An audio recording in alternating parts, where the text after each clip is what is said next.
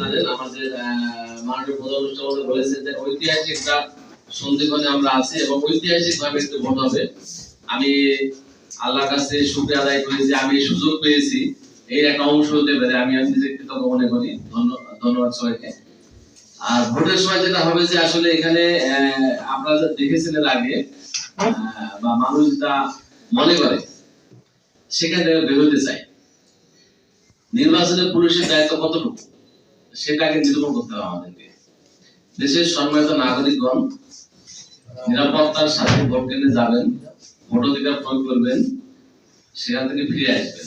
এই যে নিরাপত্তার সাথে যাবেন এবং যে ভোটের পরিবেশ তৈরি করা, এটাই কিন্তু আমাদের কাজ এবং আমরা পুলিশ হিসেবে এই কাজটাই করতে চাই। এর বাইরে কে কাকে ভোট দিবে, কে জিতবে, কে হারবে এটা আমাদের বিষয় নয়। তো সেক্ষেত্রে আমাদের যেটা হবে, আমাদের সততা, নিরপেক্ষতা, দক্ষতার পরিচয় দিতে হবে। আমরা রেডি আছি। আমাদের রেগুলারলি জানেন যে আমাদের ট্রেনিং চলছে। আমাদের এই নির্বাচনে ডিউটি করার জন্য আমাদের পুলিশ সদস্যদের ট্রেনিং চলছে। আমরা আশা করি আমরা একটা ভালো পর্যায়ে যেতে পারবো। এটা গেল নির্বাচন কেন্দ্রিক কথাবার্তা।